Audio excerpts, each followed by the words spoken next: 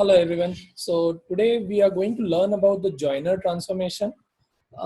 This is also one of the transformation which is widely used whenever we want to make any kind of joins, or maybe using the primary key foreign key relationship. We want to make some query based on the where clause.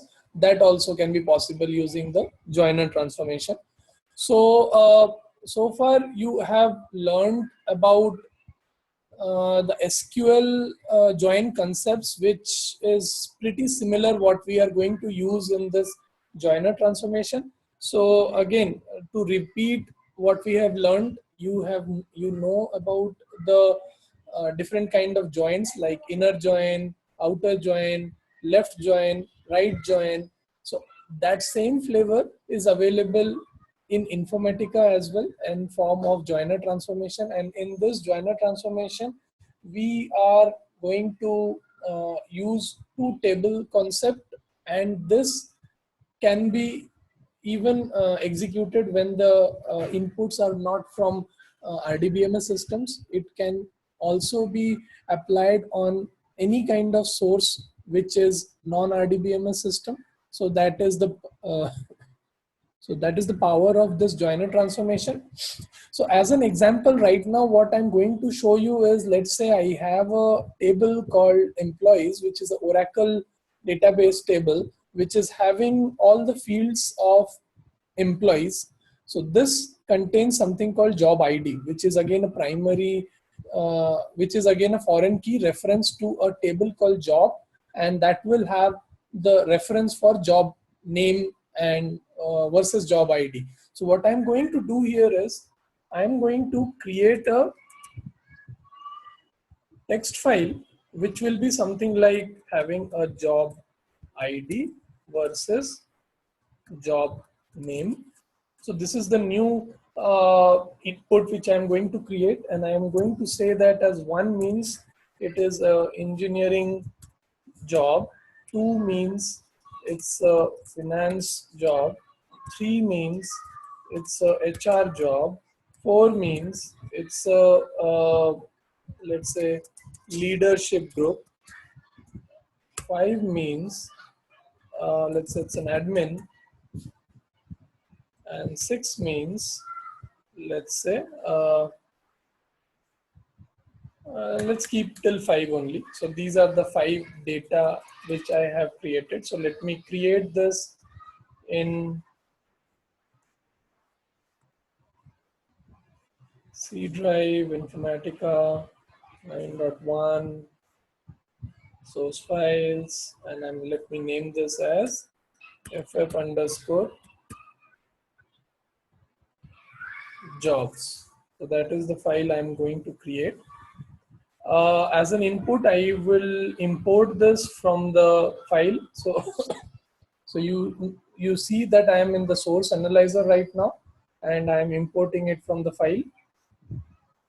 I am going to the same location where I have just now saved this.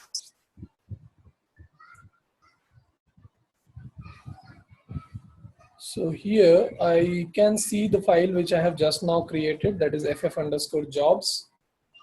I would like to import the field name from the first line. So this is the file which I have. Say next and say next. So this is the source file which I have created. And now what I'm going to do here is I'm going to create a target file.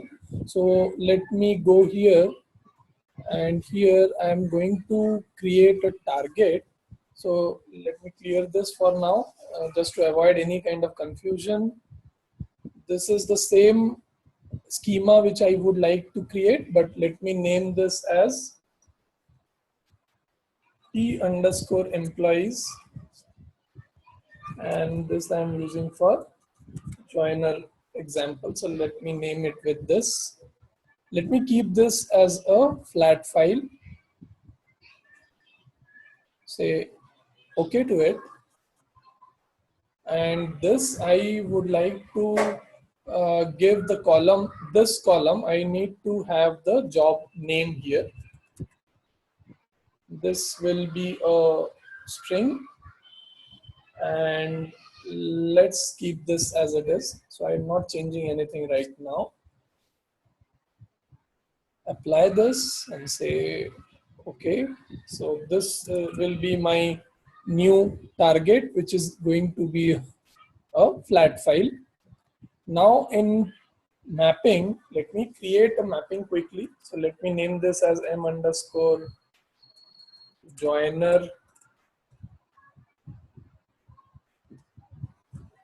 trans example. So my expectation is, I think by now you have realized that I have kept in source. These are the two table, and here I have ID as one of the column, which is foreign key to this particular flat file. So you can see one is Oracle table, one is a flat file. I am supposed to take the job ID's name, and I would like to populate the target. Instead of ID, I would like to populate the job name for this. So that is the expectation which I have. So in this, I'm supposed to take both the sources. So one source will be the employee source,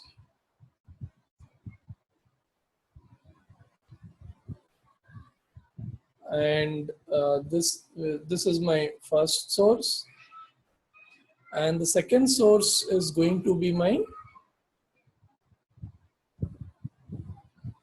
ff underscore jobs, which is again a flat file for me.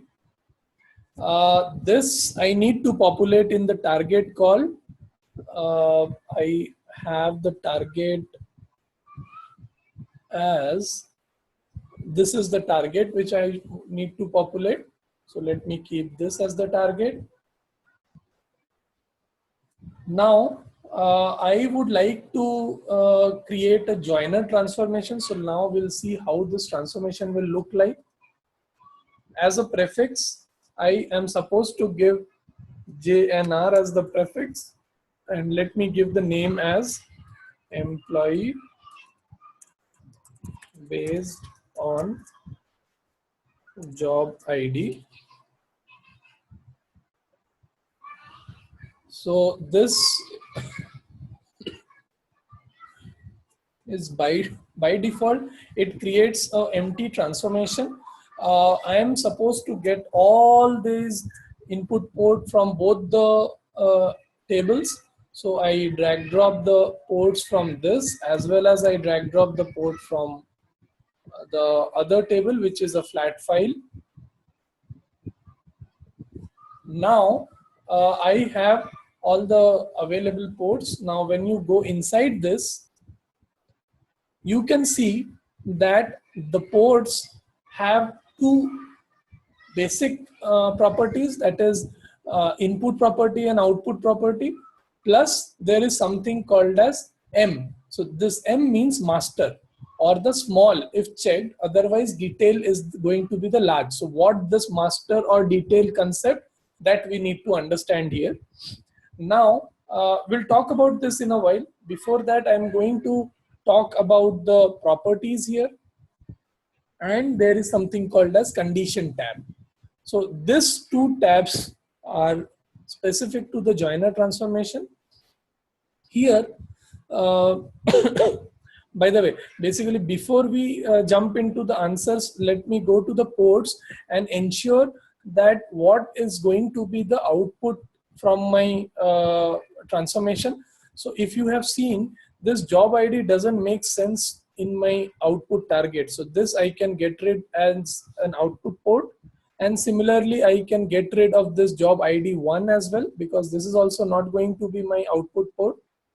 Rest all need to be the output ports. So with this, if you see, this transformation is clearly telling me that the join condition is empty and the transformation is not valid. What this means, so in that case, this clearly tells me that the condition for the join is not there, and that is why it is telling that the joiner transformation is an invalid transformation. So to make this condition available, you have to come here and select this. Now what this will tell, this is having two fields. You can see that the master and detail. So what the master and detail concept is, so let me explain you that before I jump in what values you need to select here. So let me go to the Excel sheet once. Okay, so this is the definition of the joins.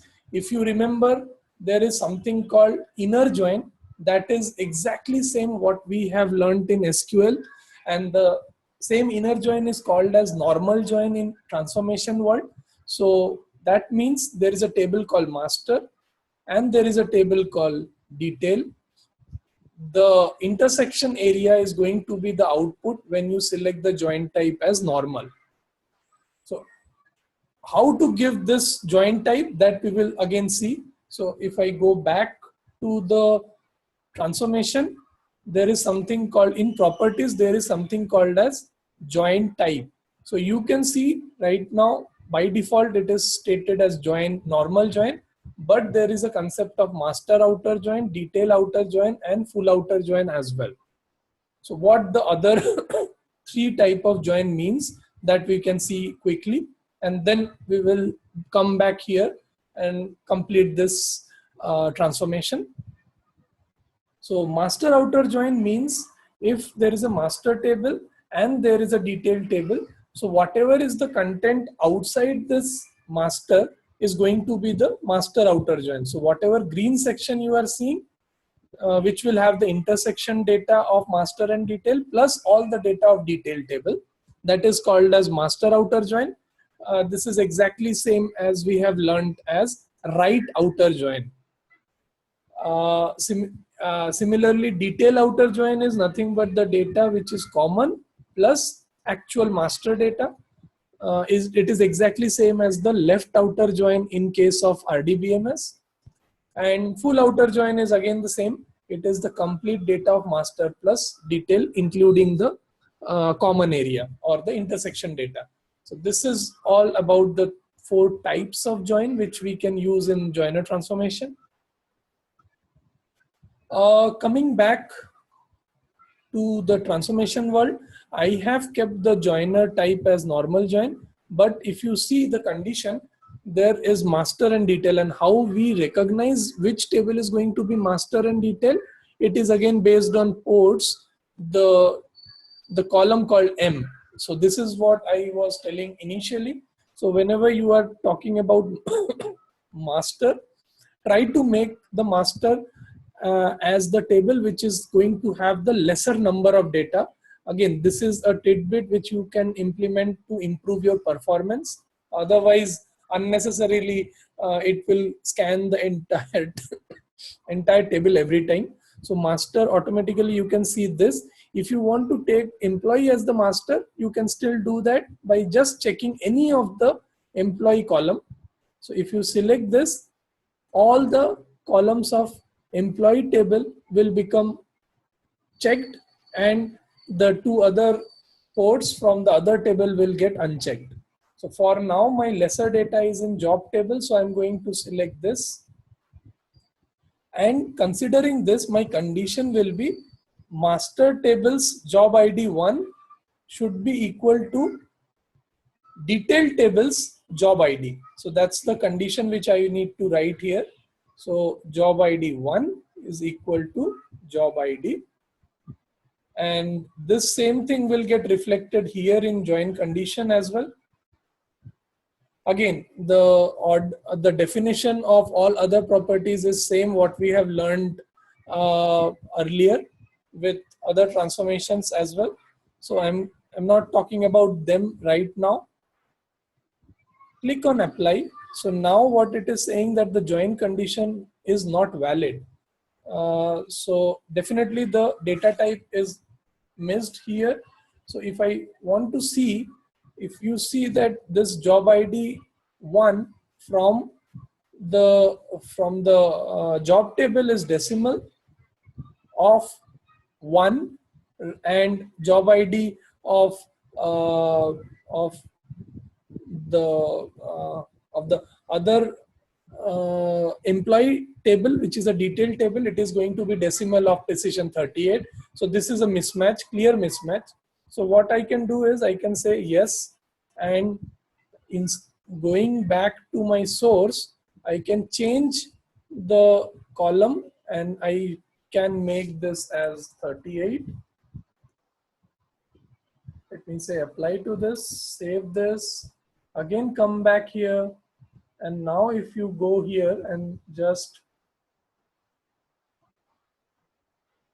say apply, now what is the problem? Let me quickly see. Okay, so now it is not able to recognize this value. So what I have to do here is I have to refresh this first thing. So let me first get rid of these two ports.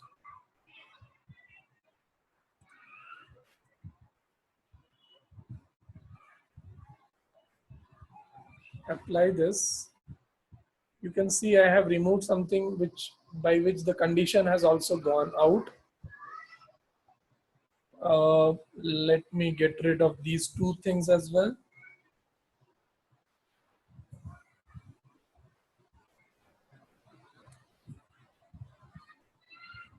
And let me pull the source again.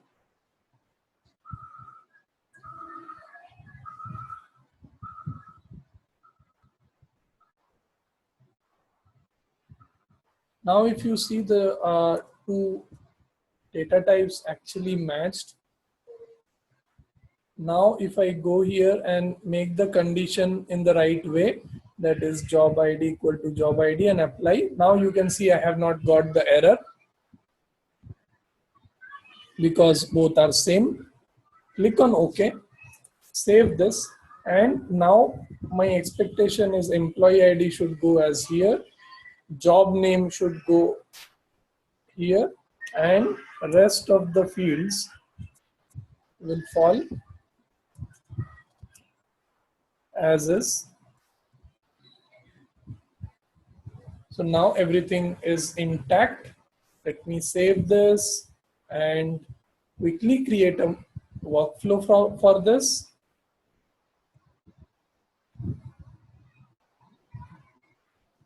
I have created the workflow and now I'm coming to the workflow manager.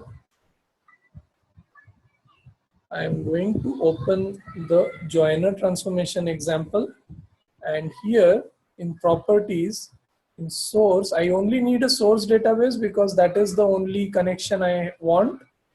Select this, and in mapping, this has to be $source,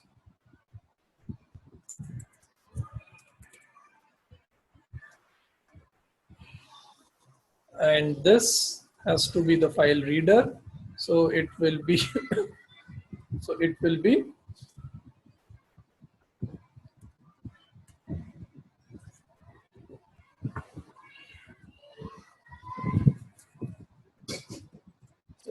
it is kept here in this particular folder. So I'm giving this path, and this is the text file which is available at this location. This is the file.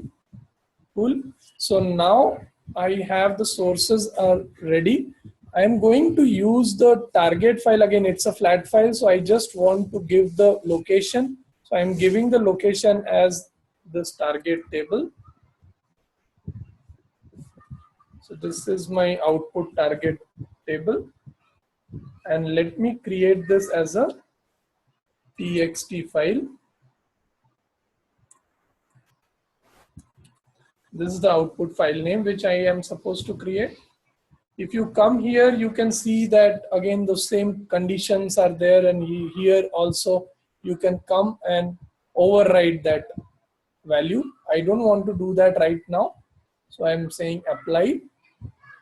Okay, save this workflow, and now let me execute this workflow.